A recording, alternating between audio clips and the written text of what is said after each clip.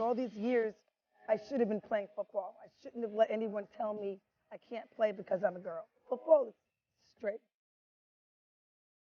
It's powerful, it's strong, and it's happy, and it's sad, all mixed up together in one. And it's it's it's the voice for everybody. Football led me to my inner strength. And then once I found my own inner strength, now I had to shout it from the mountaintops to all little girls. Biggest mistake in my life, staying with someone that was abusive. Don't know why, but I think that had I not gone through that experience, I wouldn't be where I am today, possibly.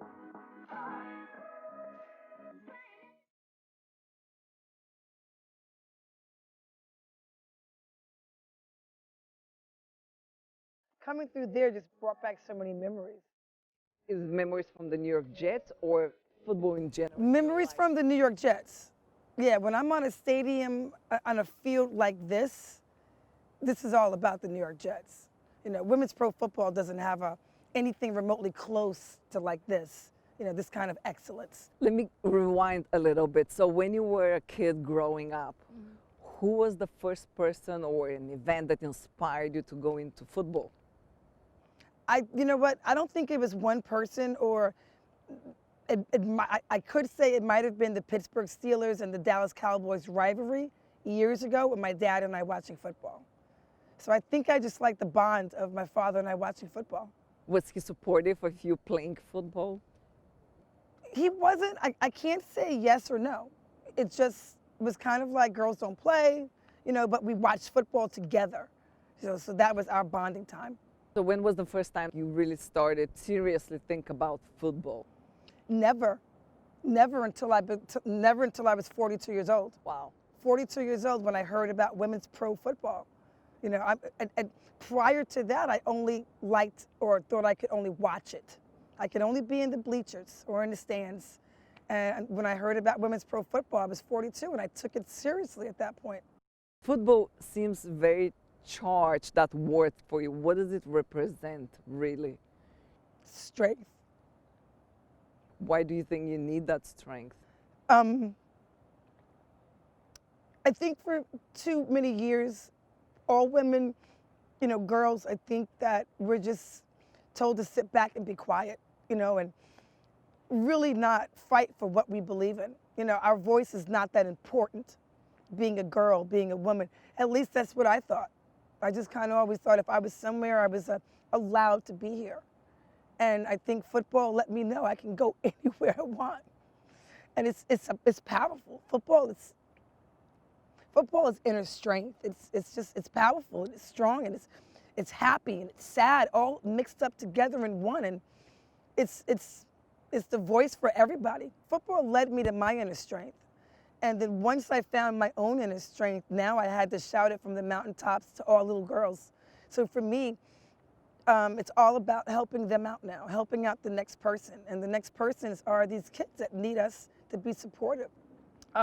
Coming out, talking to them, letting them see someone that looks like them, that they can relate to. When they see me and they know that not only did I play pro football for a women's league, to be the first female coaching for the New York Jets in franchise history, it gives them hope.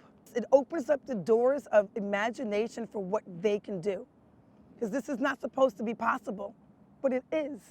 When was the moment, or was it a moment that you felt, okay, I made it, yes, that's what I wanted and I got it? That's a good question, because I think for me, I had a few of those I made it moments. Because each time I thought I made it or did something powerful, there was a bigger moment afterwards because of that first moment. So I want to say, I think when the head coach of the New York Jets calls you up and says, Collette, what do you think about being our coach this summer? That, for me, was making it, And then after getting to the camp and being there at the camp with all the players and all the coaches, then I was like, wow, I made it, I'm here, And then calling my dad to say, guess where I am? That was a make it moment, So there's so many, And then I think also when I get to visit a school and I have a whole auditorium full of little girls, little black girls, little Hispanic girls that are trying to make ends meet and decipher life. And I'm talking to them, then I made it. So it's like all these moments are each little moment just makes bigger times, that are positive. I know football it's male dominated, extremely male dominated industry. What were some of the challenges that as a woman you encounter? I think some of the challenges are people just really not believing that we actually do it, and them just not wanting to take the time out. I don't think for the most part, and I don't want to bash men, but at the same time, women aren't getting their due respect. So for instance, when I say I played football, they might say, oh, flag. Not that there's anything wrong with flag, but why wouldn't you think I would play real football? What is the thing that frustrates you the most? I think just not being considered equal by most people. I think having to prove yourself over and over and over and over again frustrates me the most. What is the biggest mistake or a failure that you've learned so much from it? I think choosing the wrong guy to date. Biggest mistake in my life, staying with someone that was abusive. And I didn't leave.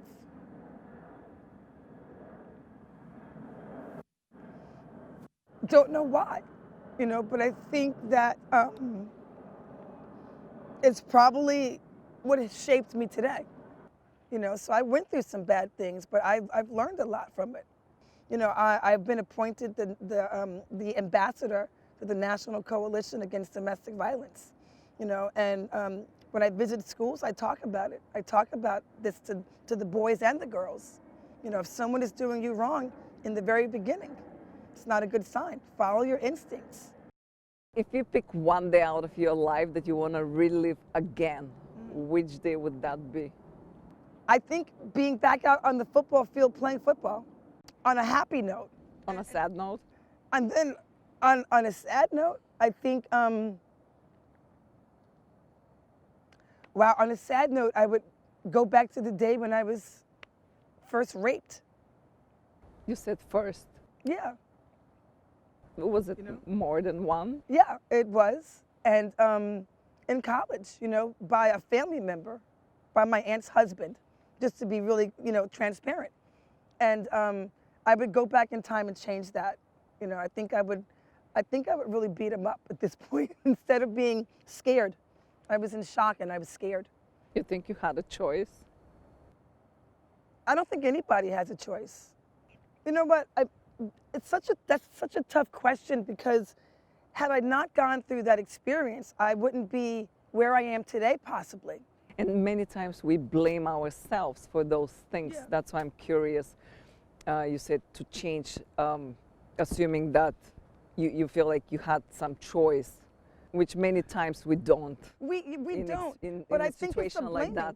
That's the blaming part, where I did blame myself for years. But I think as time goes on and you grow as a person and you become stronger by things that you go through in your life, I stopped blaming myself. I know it isn't my fault. And I think that's probably why I'm where I know that's why I'm where I am today, because it's some things that have transpired in my life. But that's what I want to do. I want to keep giving women voices. I want to help. I want to give voice to the voiceless.